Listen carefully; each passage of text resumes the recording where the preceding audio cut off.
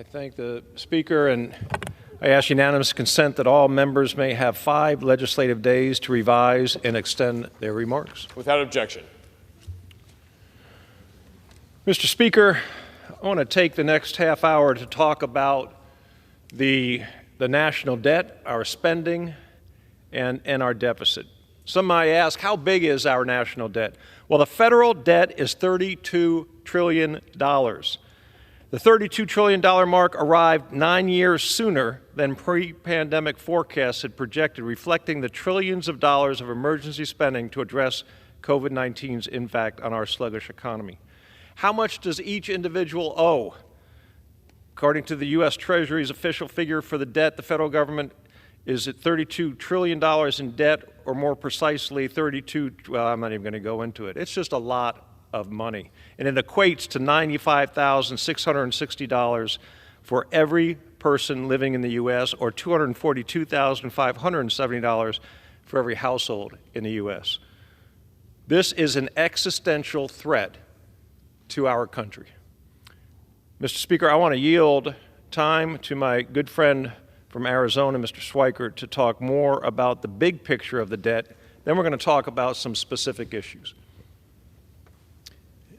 Thank you, Mr. Speaker Pro Tem, and to my friend from Colorado, Congressman Buck. I'm going to try to focus more on discretionary, just so people understand. The vast majority of our spending is on autopilot, but a lot of us have no understanding of how much the wheels have come off just this year.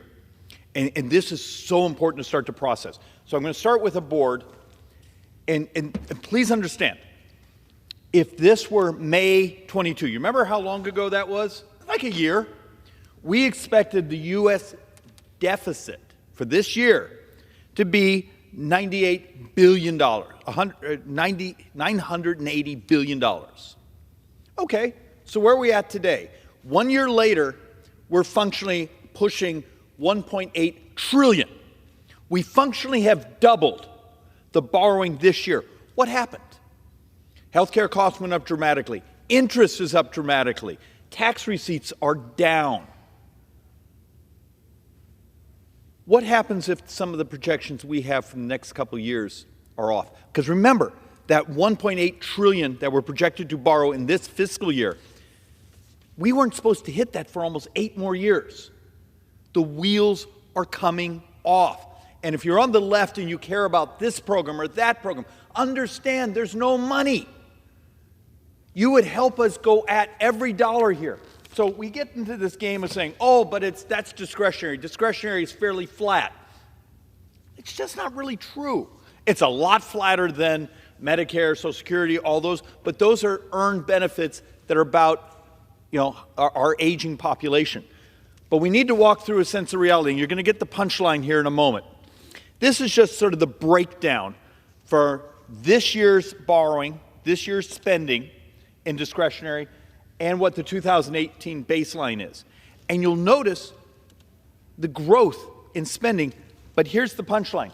We were only supposed to have borrowing of about $1.8 trillion this year.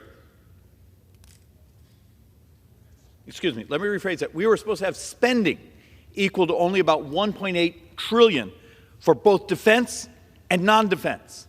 Do you remember the borrowing number? About $1.8 trillion.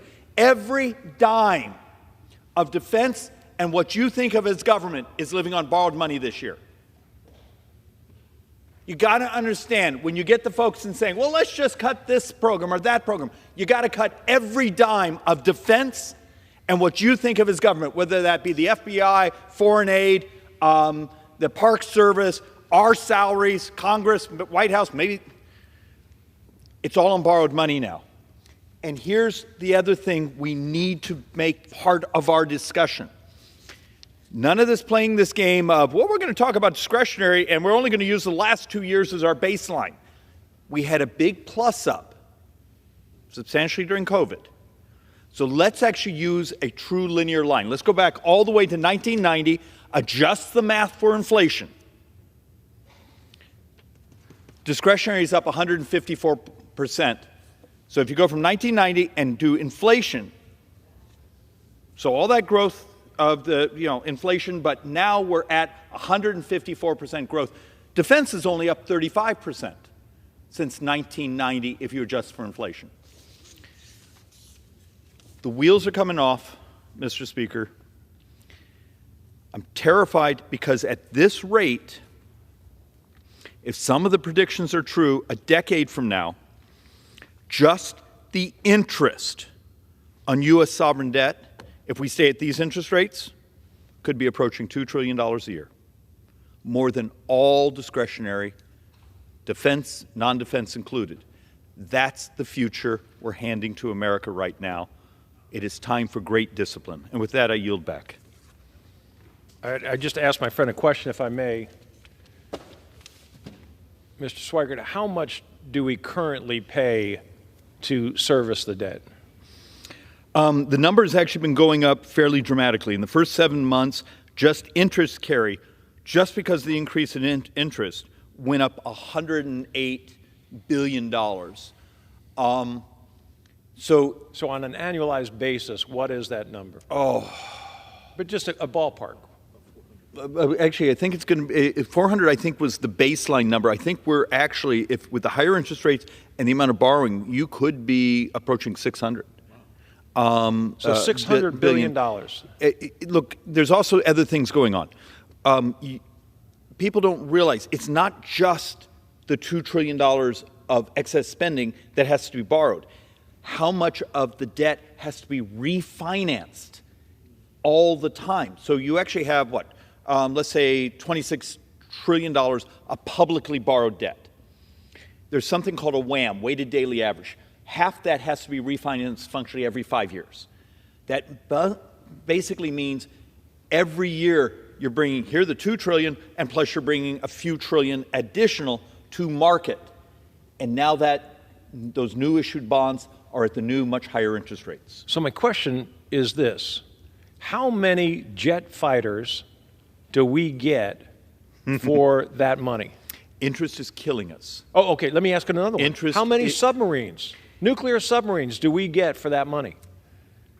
How many people get help, food for pregnant moms? How many do we feed with that money? Congressman Buck, one of the best ways to think about this, in the budget window we're working on, in functioning about 9 budget years, interest is going to be more than all of defense. And that's already baked into the cake.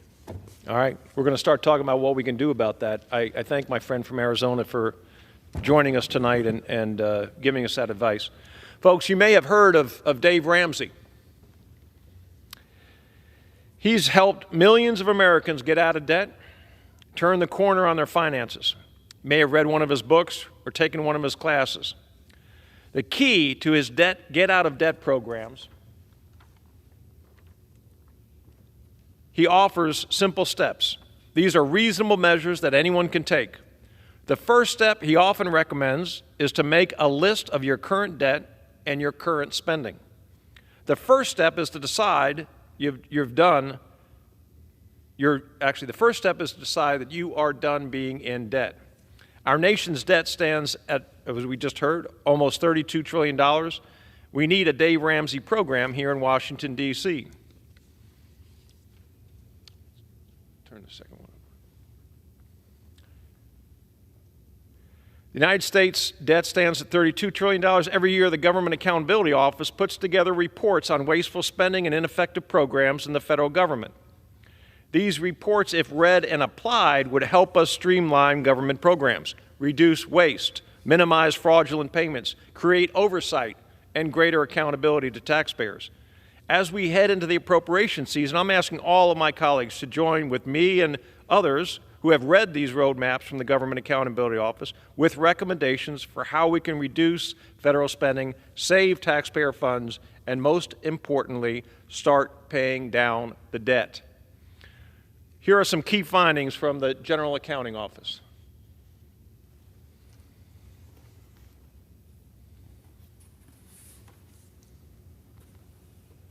In 2022, 18 federal agencies reported an estimated $247 billion in improper payments. Over the past 2 decades, the federal government wasted $2.4 trillion on payment errors. Federal taxpayers pay $2 billion each year maintaining empty government buildings. GAO identified $552.7 billion spent on duplicate and redundant programs in 2022. If our nation is ever going to dig its way out of this debt, we will have to start tackling wasteful spending. That includes going after the improper payments made in error. So what is an improper payment? First, fraud, an individual or business willfully stealing from the government. Secondly, mistaken identity, payments going to the wrong person. And third, payments going to a deceased person. As just one example, more than 47% of the payments to the Veterans Administration Department particular program in the VA made in 2022 were improper. Let me say that again. More than 47%. That's almost half of the payments in one program. And the good news is that's an improvement, because 5 years ago that number was at 100% of that program's budget. 100% went to the wrong people, and they're down to just 50% now. Maybe in 5 years, if they keep going at this rate, they'll be down to 25%. Maybe not. In 2022, just 18 federal agencies reported wasting an estimated $247 billion on incorrect payments. That's just 18 agencies, not the entire government. Our government also holds thousands of vacant, unused properties. We pay every year from lawn maintenance, electricity, security, energy costs for these unused properties. The Government Accountability Office estimates that we spend $2 billion each year just on maintaining these empty buildings. And another major area of concern is redundant programs. In 2022 alone, the federal government wasted $552.7 billion on duplicate programs. Taxpayers receive no benefit for these redundant programs that create more inefficiencies and run up the cost needlessly. Unauthorized programs are also an additional source of wasted funds. If Congress hasn't authorized a program, why is the executive branch spending taxpayer funds on it? There are over 1,000 unauthorized government programs that Congress continues to fund without reauthorizing or reviewing these programs. And to talk about that more in depth, I invite my friend from Arizona, Congressman Biggs. I thank the gentleman from Colorado for holding this special order, talking about this very important subject. I mean, the reality is, as we are on that tank from Indiana Jones that's going off the cliff, we're busy fighting on top of it over all around the edges, but the tank's still going over the edge. And one of the problems areas that we have is this payment of $500 billion a year. Think about that we are giving to unauthorized programs. So you can go to the Congressional Research Services, and they will give you a full printout. You can get the full display of all of them, and when those programs is expired. One of the oldest ones, and I'll just pull it up here. I got to scroll through all of these programs, these hundreds and thousands of programs. This is one where the Judiciary Committee has jurisdiction. Mr. Buck, and I mention that because Representative Buck and I both sit on Judiciary. And it is it's the payment to the Legal Services Corporation. Now, you know what that is. That's the Public Defender's Office. And that was last authorized, that expiration of their authorization was in 1980, 42 years ago. And what's the amount of money that they were last authorized to spend? Undefinite. An undefinite amount. There was no cap on it. And so that's what we have. We have everything from EPA, a State Department, ATF. These are agencies and departments that haven't been authorized. And then we have a whole list of additional programs that have not been authorized. But we continue to fund them. And our own rule proscribes that. And so the remedy for us immediately is to, when those come up, at least under previous terms of Congress, we've been able to actually raise a point of order and get that pulled out if we can. Anyway, Representative Buck, that gives you kind of a background and an idea of what we're facing, which is part of our huge, huge budgetary problem. Let me ask my friend a question, if I may. Yep. We talk about authorizing programs. How does Congress authorize a program? You would authorize a program like the NDAA, the National Defense Authorization Act. That is an authorizing program. It authorizes us to spend money, and then we go ahead and appropriate to that authorization. So a committee would hold a hearing, would invite in administration officials, executive branch officials, would review the effectiveness of the program. There may be an inspector general's report about a wasteful part of the program. There may be newspaper articles, maybe other sources of information, but hold a hearing and investigate. The staff would be investigating this before the hearing, and then vote to recommend to the whole House whether that program should be reauthorized or not. Yeah, the reason that I'm not sure that I knew that detail is because I don't think I've seen that happen since I've been in Congress. And how long have you been in Congress? I'm in my 7th year. And that's the point. That's the point. If you want to authorize something like the judiciary committees, they should be holding these types of hearings because it's just what you say. So the year that I got elected from Arizona, a famous national journal did a study, and they found out and estimated that the Department of Defense was wasting $125 billion annually. Annually. Well, that's one of those things where you probably would want to bring it in, and actually in this instance, the NDAA, those hearings on authorization, you would be talking about, is there really that much waste there, and what do we do to recover that waste and prevent it? We just don't do enough of that in Congress. We're so busy, again, like I said, trimming around the edges. We're not getting at the core of the problem. So we've just identified the process for one agency or one program to be reauthorized. We're talking about 1,100 unauthorized programs that Congress needs to authorize before it appropriates money to them. And that's not even including the 325 programs that will need to be reauthorized at the end of this year. So we're going to be close to 1,500 programs, and over half of the discretionary budget will go to unauthorized programs. Yes, and that's why I support what I call the Buck Plan.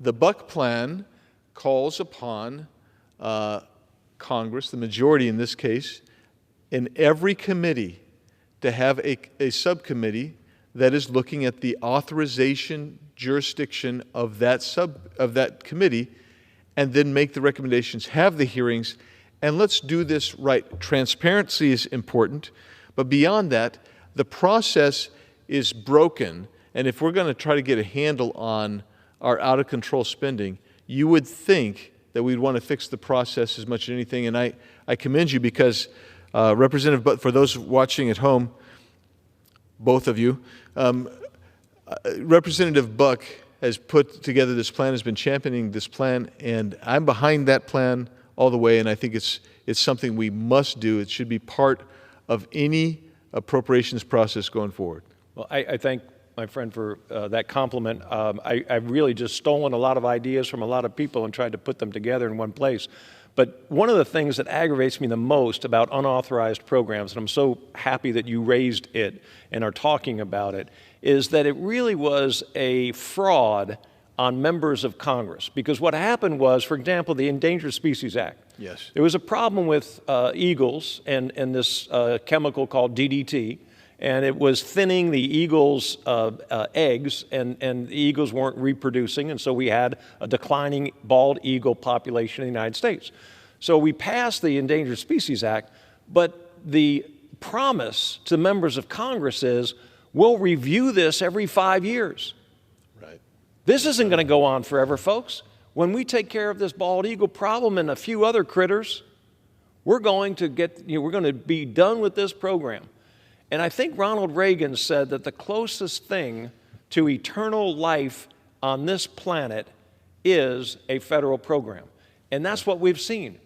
Congress doesn't bother reauthorizing these programs, so they just go on and on. Because we'd have to actually make a tough decision if we were going to reauthorize these programs or amend these programs or cut these programs.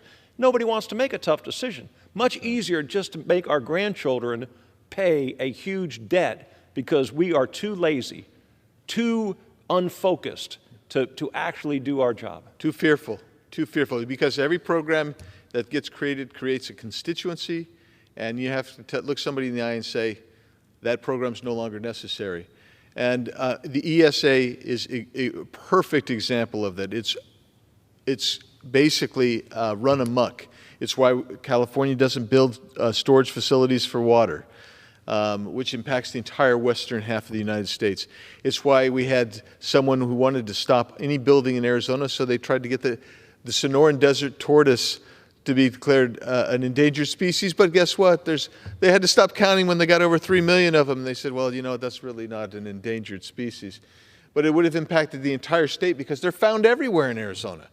But it's an example of one of those eternal programs that you and President Reagan talk about. And really, the Endangered Species Act is no longer used as a shield. It is now used as a sword. And yet we don't authorize it. We don't hold hearings. We don't examine the impact of the Endangered Species Act. Parts of it undoubtedly are good, but a large part of it is a program that needs to either be cut, amended, or certainly examined. Amen, brother.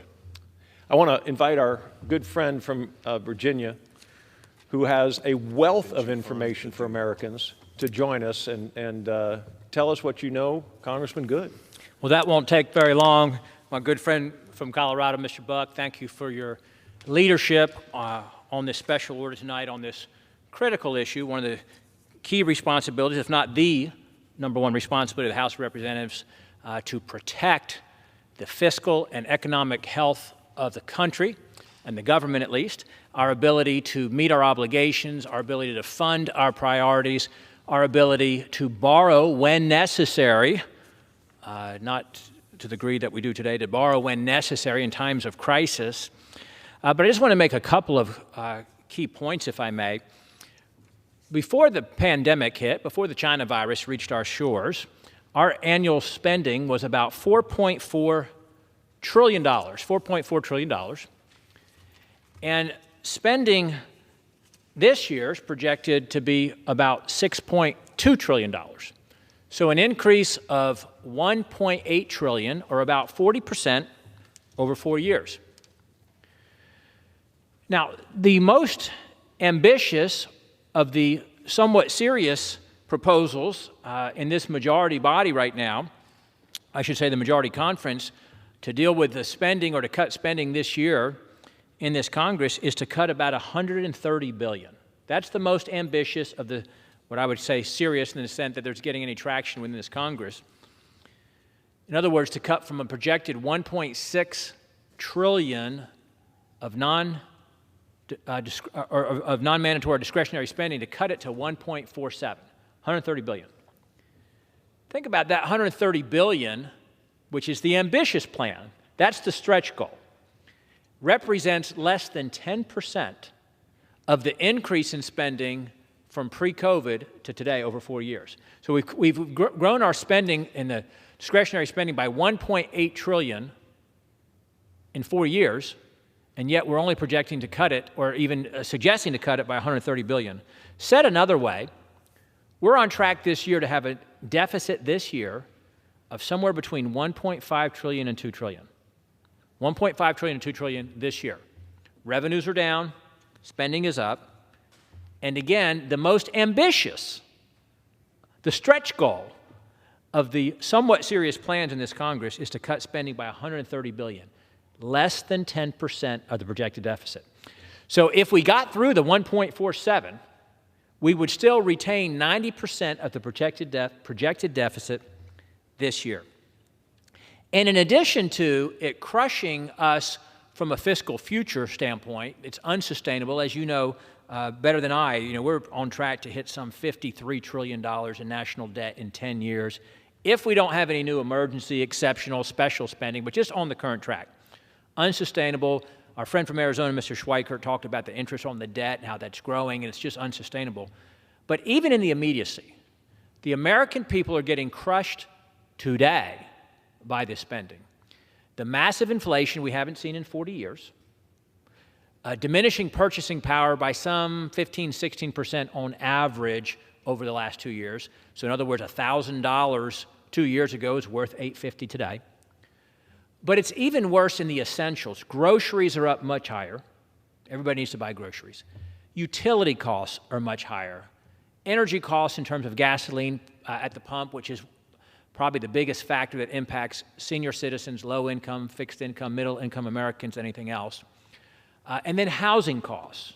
Housing costs through the roof. So we got the inflation crushing the American people. And then how have we responded to the housing or to the inflationary costs? We're crushing them with the massive increase in interest rates. Historically utilized to combat a hot economy, to try to head off inflation, to cool the economy. That's the theory anyway. I've never really agreed with that theory, but that's the theory. But instead what we're doing, we've caused the inflation not from a hot economy. We've caused the inflation from the massive spending. And then what we're doing is this futile attempt to combat inflation by raising interest rates. We went from an average mortgage rate being about 3% a year ago to now 7%. That extra 4%, figure an average mortgage is $300,000 in today's prices. 4% of $300,000 is $12,000. Divide that by monthly. The average mortgage is $1,000 a month more than it was a year ago. That doesn't even account for the higher costs in housing, the utility costs, the energy costs, the grocery costs, all again as a result, or primarily as a result, of the massive spending that's just crushing the American people. It's crushing their purchasing power. It's crushing their ability for their kids or their grandkids to make a start, to buy a home, to establish themselves new in their young career. And it's a result of the disastrous policies by this administration. So I yield back to you, Mr. Buck. I thank you again for your leadership on this all-important issue and keeping the attention where it belongs. Well, if I may, I'd love to ask you a couple questions. No tough ones. As a fellow deficit hawk, you've heard about the vacant buildings that the federal government owns. And I think the number, the most accurate number I've heard is 77,000 vacant or underutilized buildings that the federal government owns. 77,000. Now, there have been some estimates that it's a little bit lower than that, but anywhere in that range is absolutely incredible to me. It costs approximately $2 billion a year to just keep those vacant buildings up to speed, whether it's the electricity, the security, the lawn maintenance, all those things, $2 billion a year. And we also spend billions of dollars to house federal employees in office buildings that are privately owned. Now, this has been going on for 10 years. The GAO has been reporting this to Congress. My question to my good friend, and I'm not accusing my good friend at all, but why doesn't Congress, now this is the worst part of it, the GAO, Government Accounting Office, is a congressional office. We pay for the reports to find out about the waste and then ignore the reports that we're paying for about how the executive branch wastes money. What's the answer? Well, so we work for the American people. The GAO works for us, and by extension, the American people. So 77,000 buildings approximately, and as you mentioned, a couple of $1 billion a year to sustain those buildings, to maintenance those buildings, operate those buildings, maintain them, staff them, whatever it might be. What about the value of the $77 billion?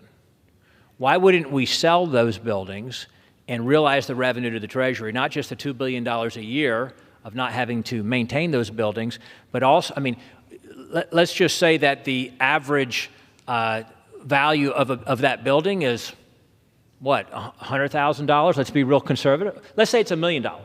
77,000, what is that? $77 billion? $77 billion worth of assets if the average building was worth $1 million. If it's only worth $100,000 on average, that's $7.7 billion. That would be not much more than a rounding error, the way that we spend money in the trillions here. But yet when you take that over time it ends up to be, a few billion here, a few billion there. Before long, you're talking about real money. Wouldn't it be a great idea to tell the executive branch that when they get done selling 10% of these buildings, 20% of these buildings, they'll start seeing some funding again? And I thank the Speaker so much, and I yield back.